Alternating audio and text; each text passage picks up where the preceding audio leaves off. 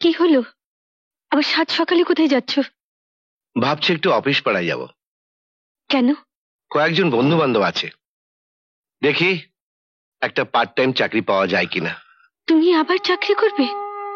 দেখো, আমি এখনো এত বুড়ো হয়ে যাইনি যে একটা পার্ট টাইম চাকরি করতে পারবো না।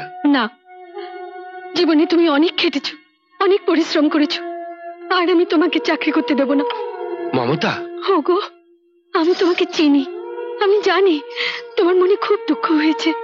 আমি জানি আমার কথা ভেবে ভেবে তুমি আরো অস্থির হয়ে উঠছো, কিন্তু সংসারের চাবিটা আমি দিয়ে দিয়েছি। এ কথা ভেবে ভেবে তুমি যদি আবার চাকরি করো তাহলে আমি খুব খুশি হব বলে মনে করছো? মমতা, না গো না, আমি আর তোমাকে চাকরি করতে দেব না, আর চাকরি করতে দেব না। কি বললি? বাজার শেষ হয়ে গেছে, সব লুটে পুটে খাচ্ছে হারামজাদারা। কালই তো বলেছি বৌদি, সব ফুরিয়ে গেছে। ফুরবে না? টাকা তো দিই 500-700 করে, কিন্তু ক টাকার বাজার আসে? সব তো চুরি করে মেরে দিস। বৌদি এমন কথা বলবেন না, সেই ছোটবেলা থেকে বাড়িতে আছি, মা বাবা আমি কোনোদিন আমাকে চোর বলতে পারিনি। Shut up! চুরি করতে মান যায় না, চোর বললে মান যায়। বৌদি আবার কথা? কি হয়েছে বৌমা? কি আর হবে, আপনাদের লাই পেপে ও একেবারে মাথায় উঠে গেছে। না বাবা, বৌদি আমাকে চোর বলেছে। দেখুন দেখুন কত বড় সাহস, আপনি আমি কথা বলছি এর মধ্যে আবার নাক গলাচ্ছে। রামু, তুই যা। যাই বলো বৌমা, রামুকে তোমার চোর বলাটা উচিত হয়নি।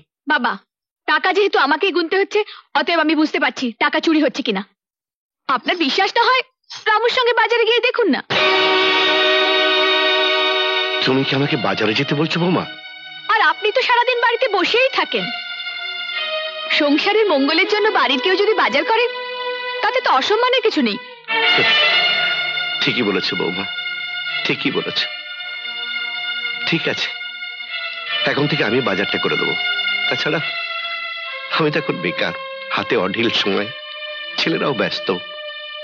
টাকা দাও, কি কি আনতে হবে বলে দাও। এই নিন, এতে সব লেখা আছে, সঙ্গে রামুকেও নিয়ে যান। না না, রামুকে আর লাগবে না। এই সংসারের বোঝা বওয়া আমার অভ্যেস আছে। বাজারের দুটো থলে আমি ঠিকই বয়ে আনতে পারবো বৌমা, ঠিকই বয়ে আনতে পারবো।